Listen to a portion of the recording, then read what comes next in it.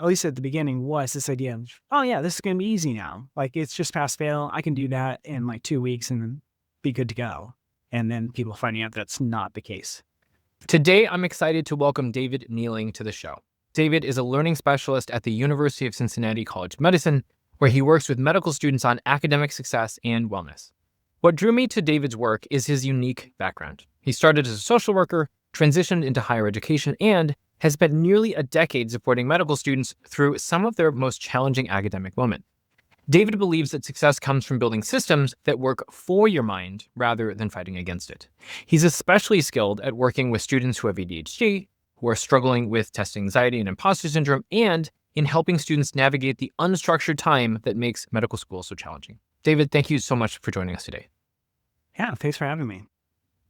So, how did you end up as a learning specialist at the University of Cincinnati College of Medicine? Yeah. So like you said, I started out as a social worker and I did that for a while. And I loved the people part of it. Didn't love some other things about it. And I went back and got my master's in higher education student affairs at Indiana University. And I got very lucky where my graduate assistantship, which is required for the program, was at IU School of Medicine. So I was working with med students just kind of by chance. And I found this like very unique, fun, interesting niche of medical students and supporting them through the wild education that is med school.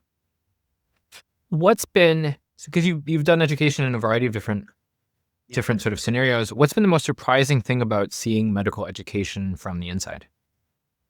I think the first one that like hits you is like how fast paced it is.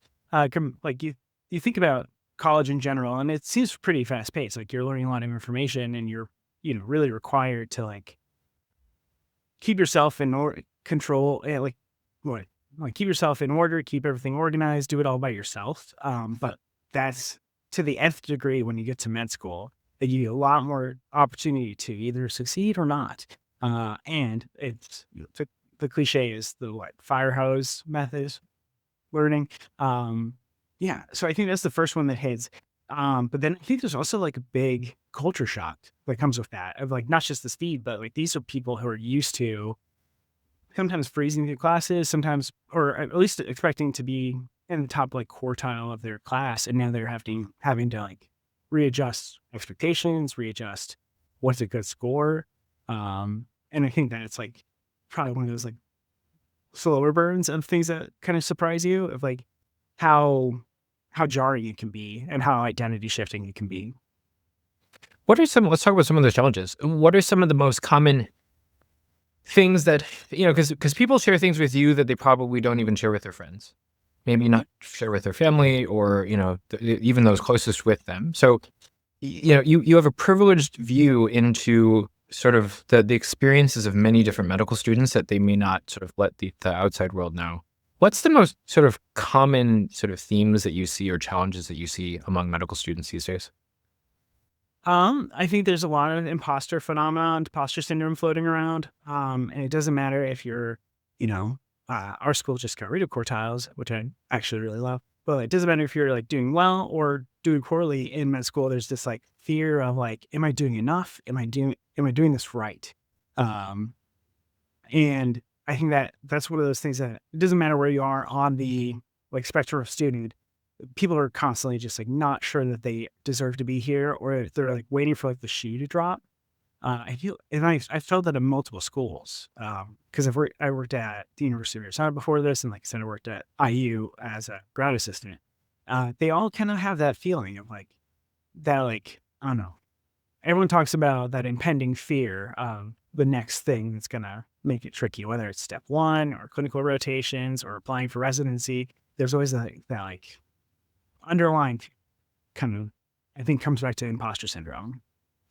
Do you think that these people have always had imposter syndrome, or do you think that it's something that has like, is new, or is it worsened? Like where do you think it comes from? I think it gets a little worse in med school. And same with like test taking anxiety. A lot of people I talk to don't have testing anxiety until they get to med school, and then it just really pops up. Something about the environment feels so high stakes at every second that I think that's probably the thing that causes the most of like one misstep and you feel like you like don't belong here anymore because it feels like everyone's looking at you. I think. What do you think contributes to that? What does contribute to that? I think. Hmm. I don't know. I to some extent I don't really know. I think it's somewhat the culture of medicine and medical education has been very much so like focused on the high stakes exam side. But I think a lot of schools are really trying to push back against that. But it's also maybe like a slow turning ship to change to much more of a growth mindset away from this like high yield, high stakes exam, high stake everything. One thing that someone told me once when I had started medical school was that in medicine people don't like to show their weakness. Yeah. And so that it creates this culture of, I don't know, yeah, of like you have to look strong. There was something I read once that said that the fields in which it's hardest to instantly assess someone's capabilities are the ones in which your image matter the most. So like investment banking, investment, like they dress in suits. They dress in suits. They go to fancy schools in large part because the time horizon in which you would judge their decisions is actually quite long. It would be very difficult to know. So you're judging them based off of other heuristics.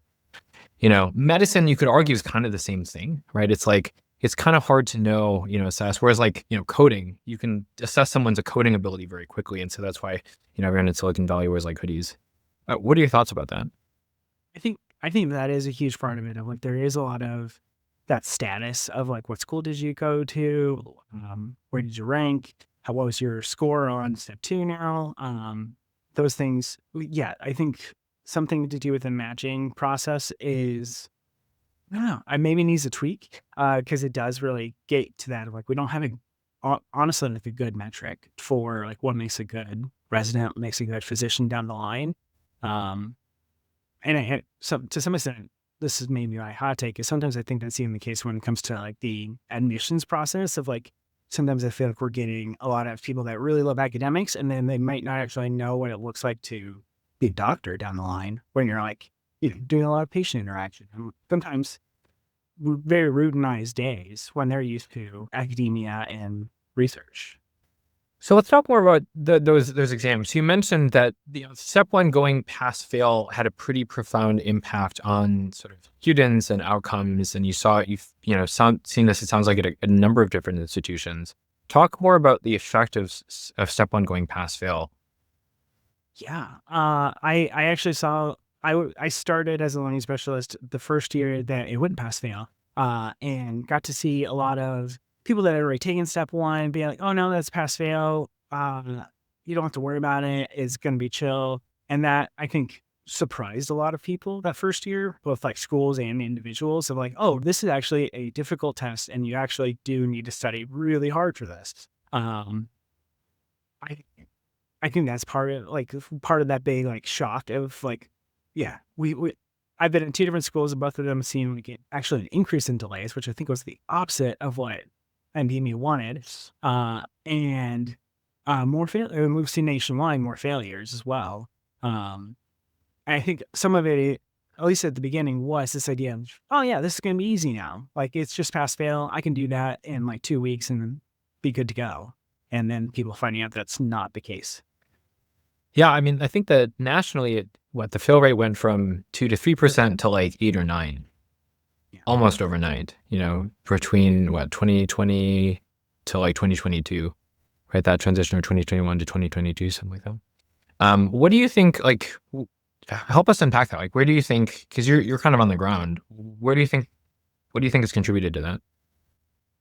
So yeah, I think originally it was this like surprise of like, oh, I thought this was going to be easy, but now that we've had years to like regulate and we're still seeing it, I I think part of it is just one thing that I've seen a lot at my the two schools that I was a learning specialist, both of them have transitioned from 2 year pre-clerkship phases to these 18-month pre-clerkship phases.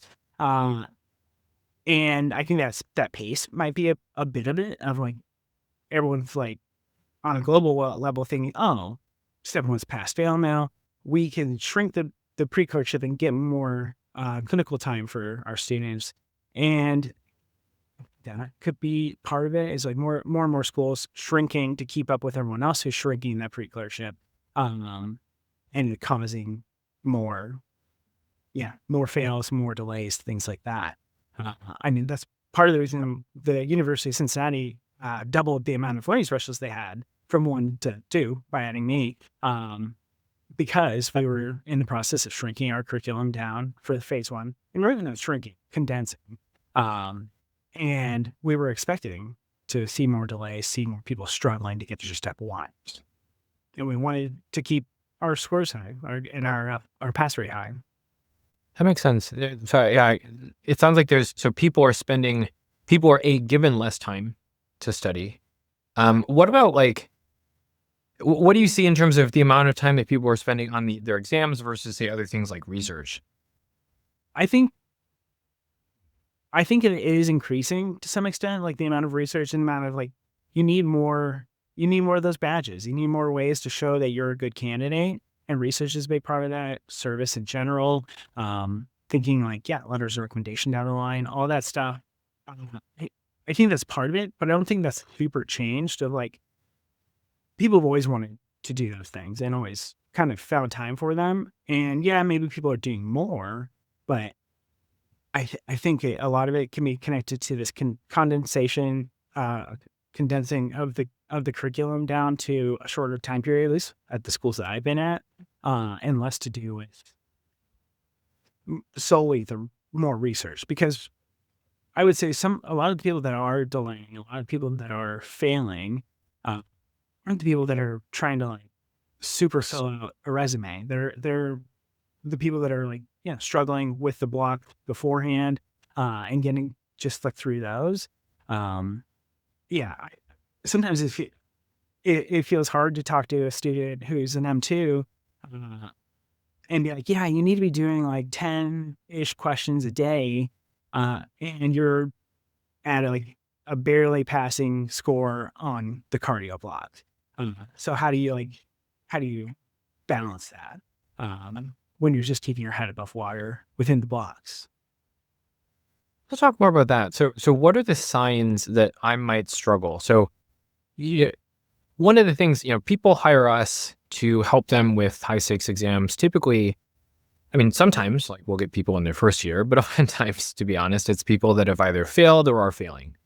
And so, sometimes they in retrospect, they had a clue that maybe something was going to go wrong. But other times it just kind of hit them, or they just, their head was down. They're I just have to think about the next block. And eventually step 1 came and it was a struggle. What are some of the early warning signs for people that they should watch out in themselves, or maybe their, friends or, family or things like that? The team I worked with at University of Arizona actually did some really great assessments around this. And one of the biggest things that we saw was 2 big things, actually. The amount of questions done before dedicated started was huge. At the University of Arizona, it's roughly if you did 800 to 1,000 questions before dedicated, you're far more likely to take step on time and pass. There's probably a fair amount of correlation there of who has time to do 1,000 questions before dedicated.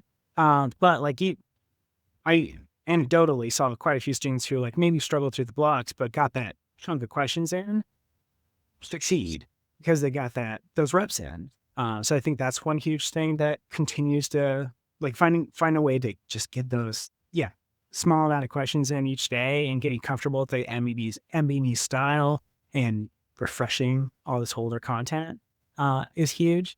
The other big thing was that doing well on the blocks, and I've seen this both at University of Arizona and at UC, is correlated to doing well on step 1.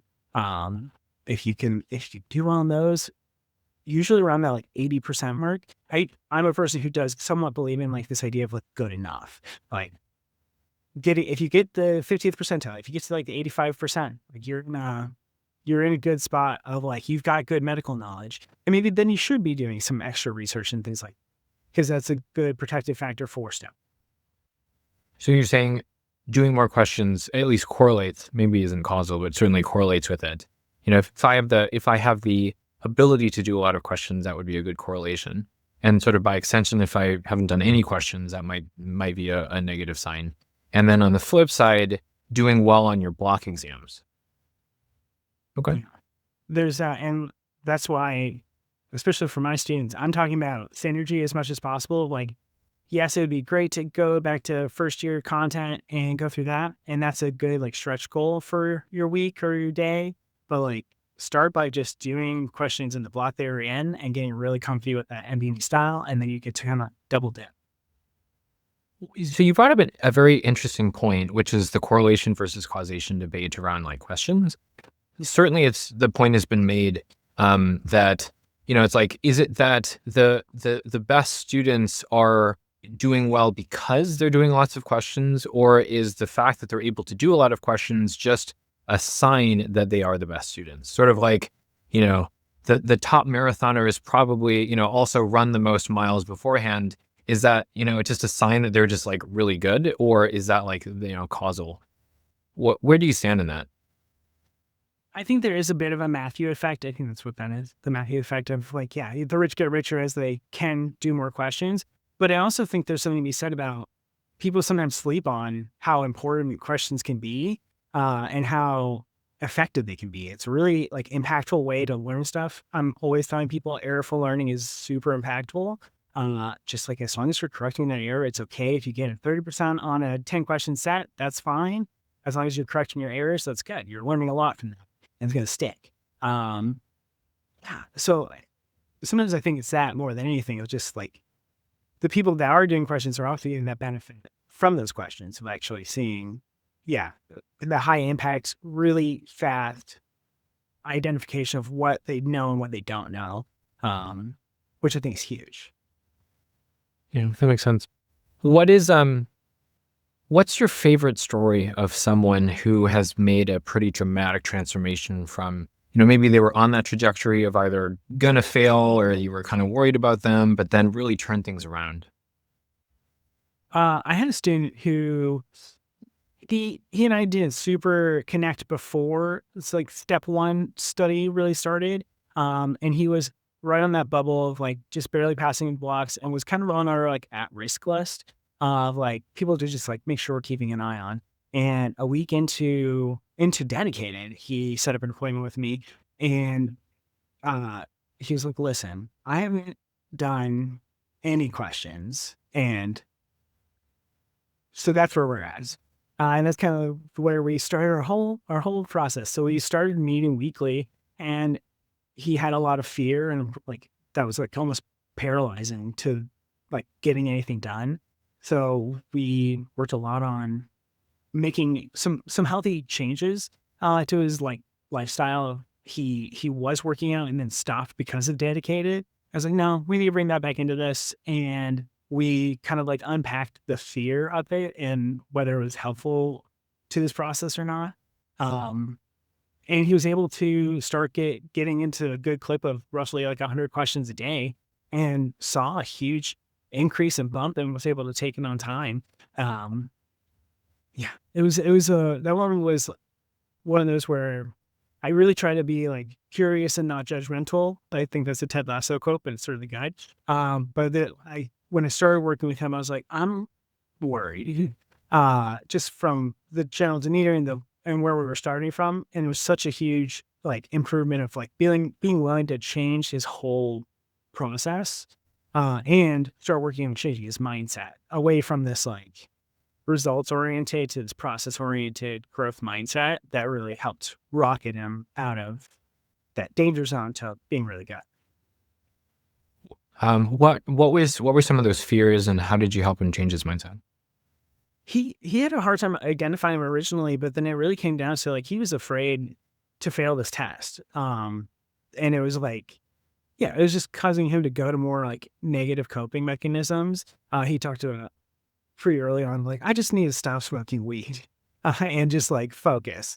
One of my favorite parts about my job, and I tell my students is like, I'm toothless. I don't have any like role that like lets me discipline students. I love that because it means they can say crazy stuff like that to me. And yeah, so like, we were just like talking about like continue coming back to this, like, well, what's stopping you from getting going? What's like the thing, where do you go when you're not doing this? And that just kind of came out.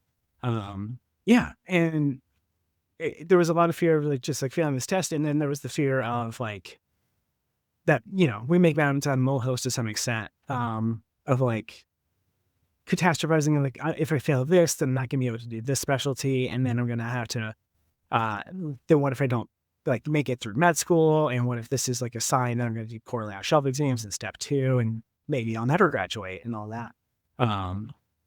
Yeah, it just, I think I see that a lot of that rumination that leads to just like going down this really negative like potentiality.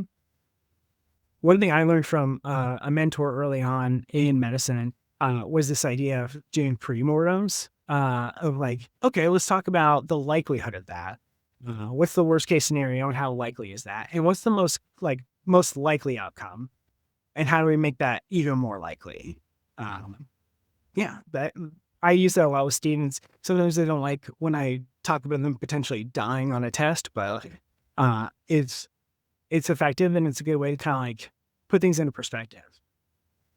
Talk more about that. So I assume you don't mean like literally dying, but like, figuratively dying. Like, so it sounds like you're helping them go to their worst case scenario. Like what walk me through that process.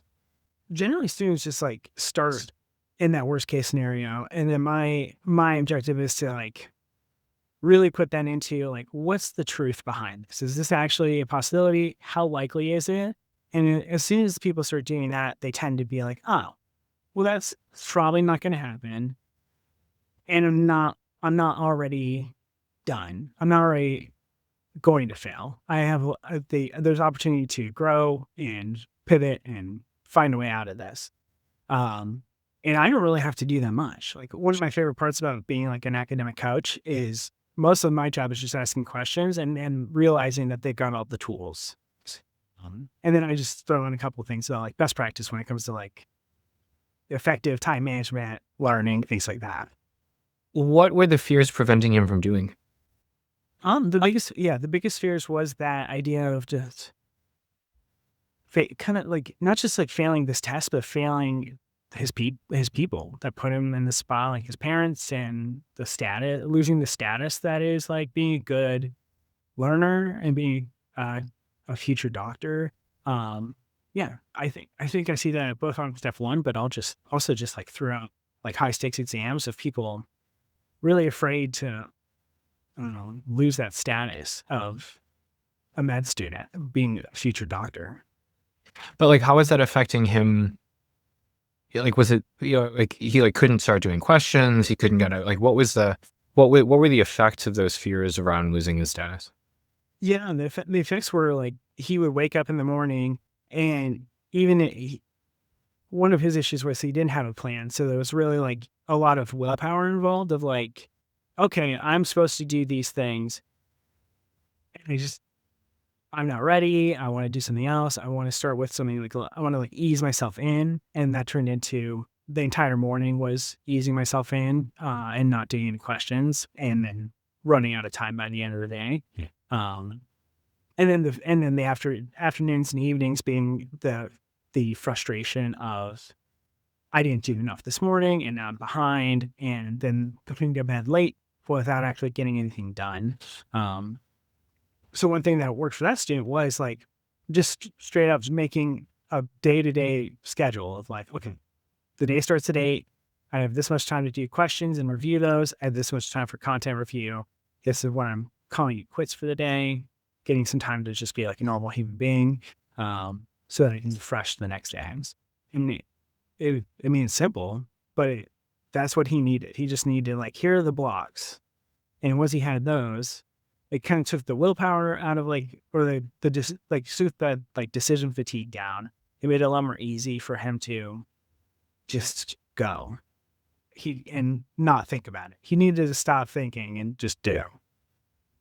It reminds me of we had a student who, he actually did fail step 1 and couldn't get out of bed, was like, had that immense feel because he wanted to go into something really competitive and couldn't get out of bed. But when he changed his approach, right, like changed his framing, changed his mindset, changed the way that he approached sort of learning the material and reading the questions, he started to see progress. And that progress, to your point earlier of, when you do the questions, you get that instant feedback. You realize like, oh yeah, actually I did know that, or, oh, that question wasn't so bad, even if I got it wrong.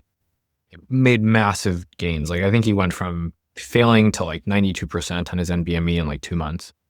And so he actually just matched into urology this past year, which is pretty fun. But it is, I mean, like that sort of reframing is really powerful.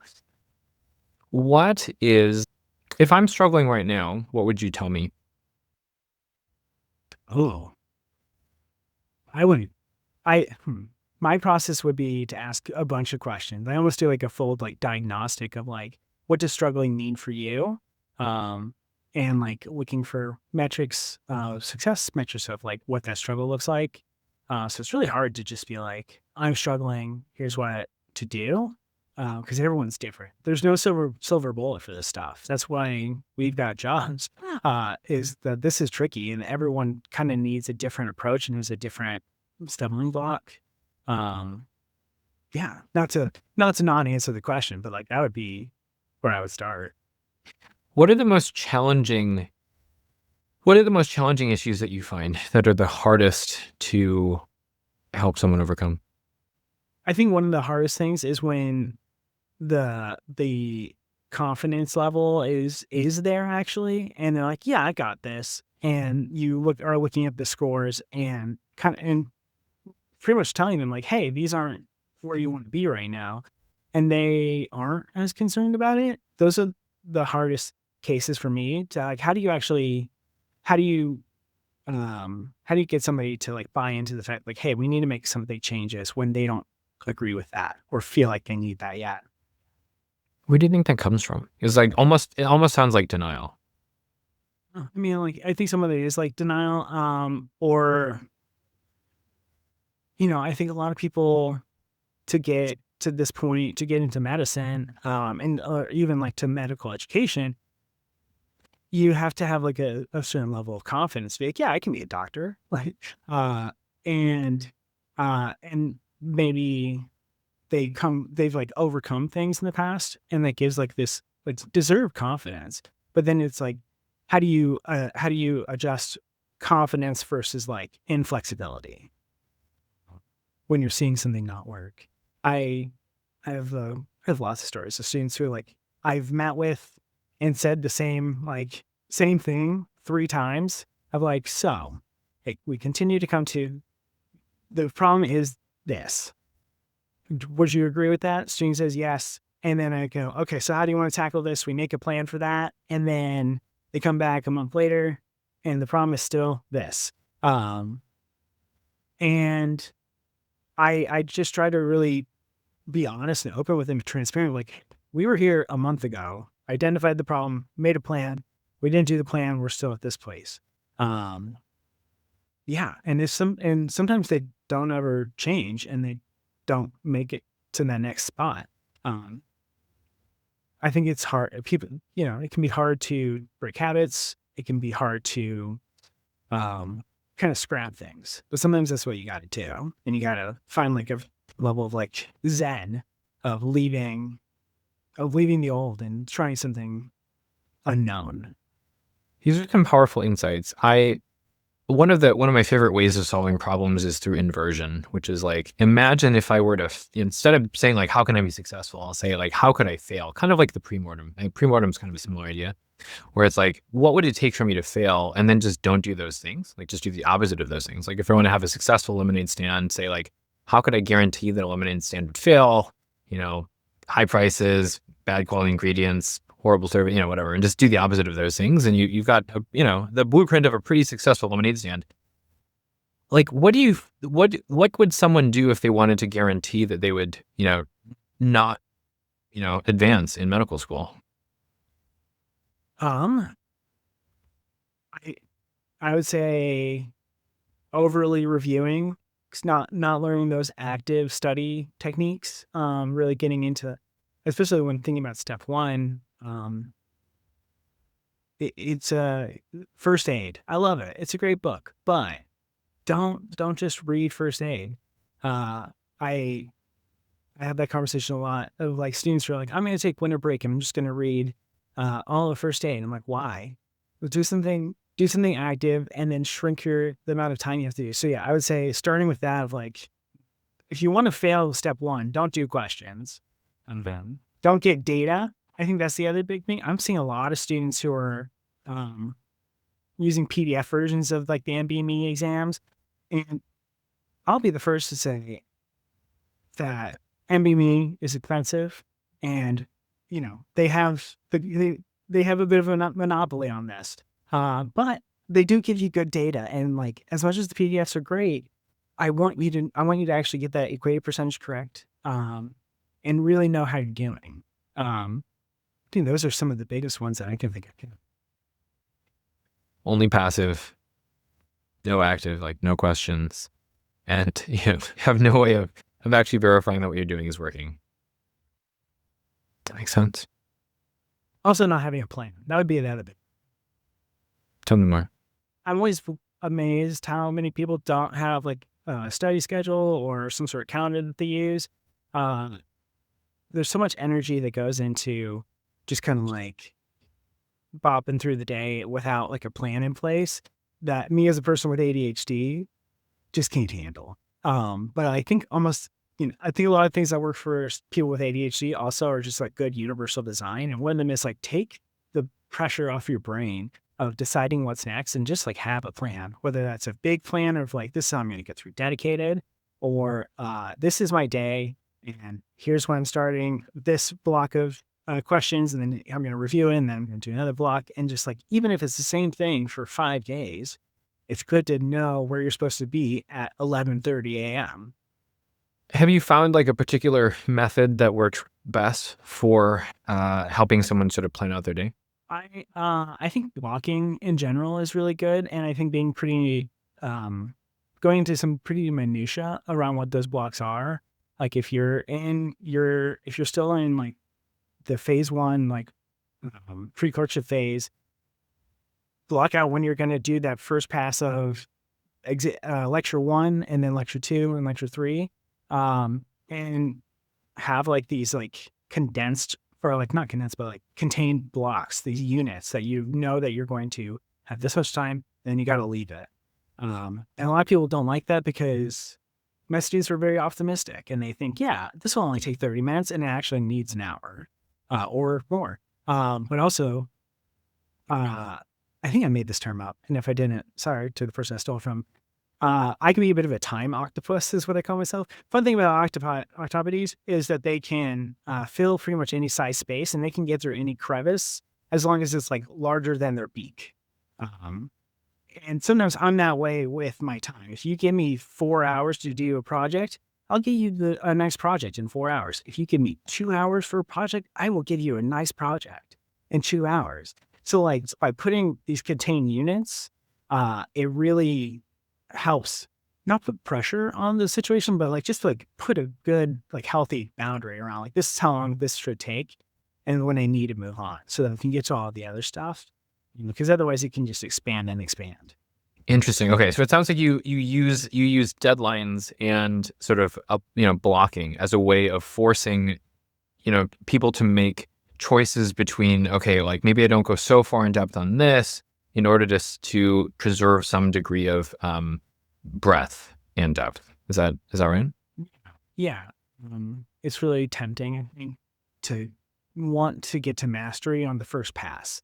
And you just can't do that with the level and the amount of content that you're getting thrown at. And sometimes that means that you're going to have to hit it 3 or 4 times. And you also need to make sure that you're allotting space for all the other stuff that you hit when you hit 3 times.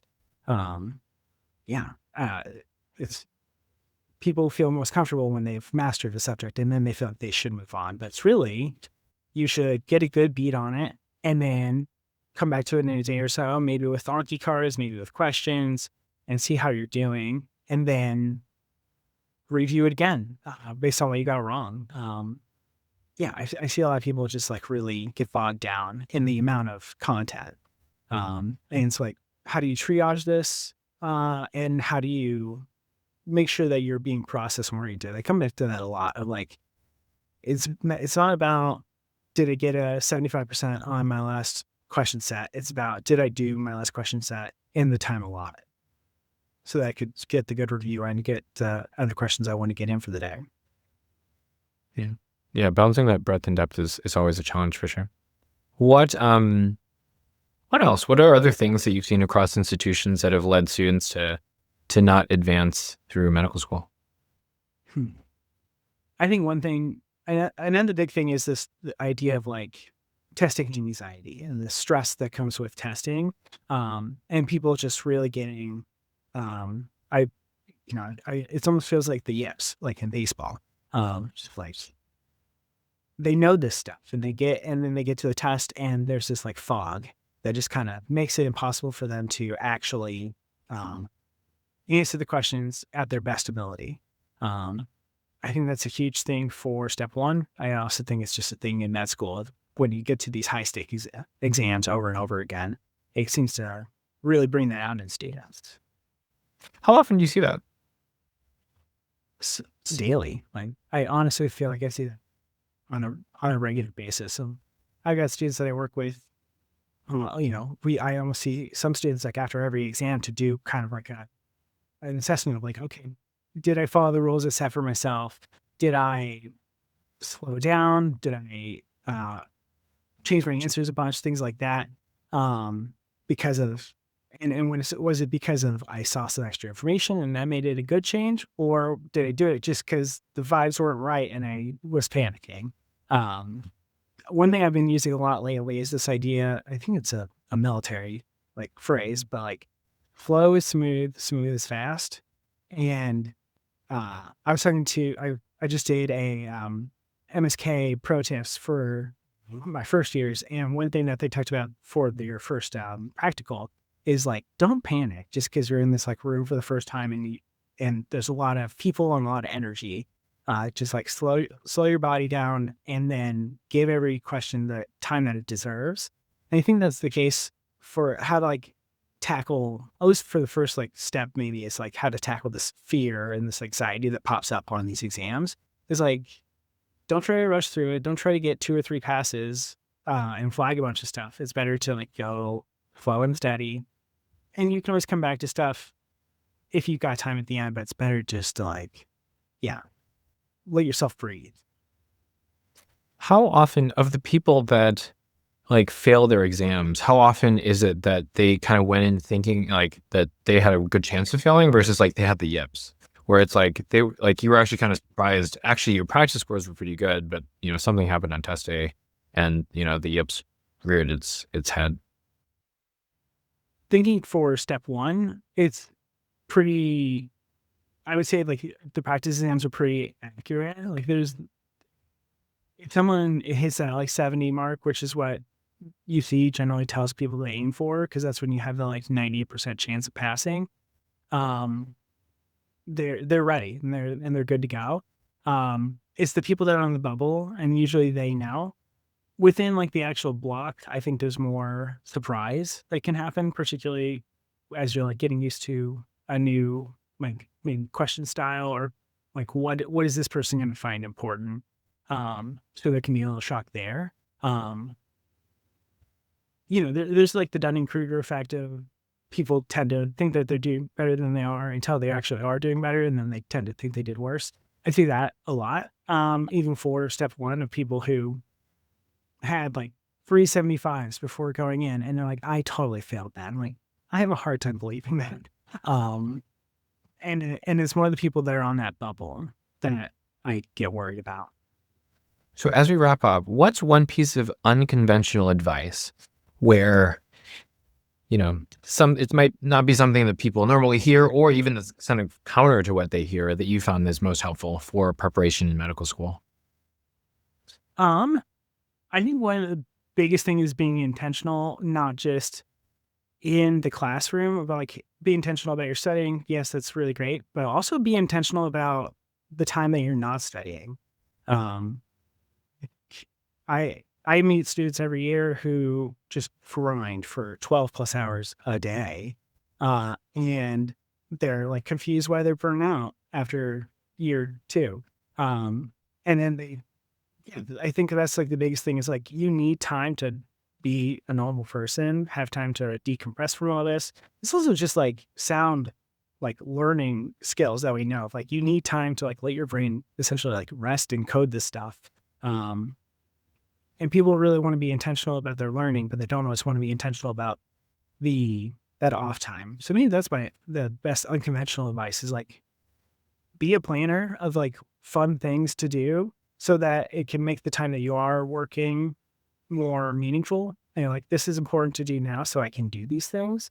And it also just like helps you be a happier, healthier person, which I think is a huge part of doing well on all these tests. For those people out there that, say, I'm not doing well enough, I don't deserve a break. Is there a story or something that you can tell them that will help them to feel okay with, taking time off and how it can actually help them? I talk a lot about like return on investment in those situations of once you get past that like 10-hour mark in a day, how good are those actual hours after that? And they almost unanimously agree, like, yeah, they're not really great. Um, and I just continue to come back to this idea of like, you're going to be actually more productive in these 8 hours if you really force it to be that. You got to put the barriers on it and then keep the feet to the fire. But like that is better than just kind of like letting it just, I don't know, linger all day. Yeah, I think it's not just like this is good for you as a person. It's also like, this is better for your learning. It's better to like have this like flow state that you're in and like really using that to go rather than just like plodding through the next thing exhausted. I also talk about sleep a lot of like how important sleep is to like the learning process. Because yeah, students don't really like to sleep 8 hours, but they really should. That's perfect. Awesome. Well, David, this has been a fantastic interview. If people wanted to follow you or learn more about you, what would be the best way for them to do so? I do have my own consulting business called Kneeling Consulting, where I do work with med students on how to succeed in medical education. I tend to focus more on this side of like motivation and time management and just like the learning stuff, more than the medical side. I also really love working with people with ADHD. I think I can bring a unique perspective to that. So hit me up at kneelingconsulting.com. Also, maybe check out UC. It's great. We like it. Yeah. Awesome. Well, we'll definitely leave those links as well. So again, David, thank you so much. And yeah, we look forward to next time. Yeah. Thanks. What if you could walk into step one already knowing you'll pass? I've watched students transform from failing practice tests to comfortable passes in just 3 weeks. The secret? They stopped blindly copying what worked for others and started using a proven system that actually fits how step one works. In my next video, I break down the exact 10-step framework that virtually guarantees you'll pass. Not through luck or grinding harder, but through a systematic approach that just works. Click here to watch how to virtually guarantee a step one pass and get the system now.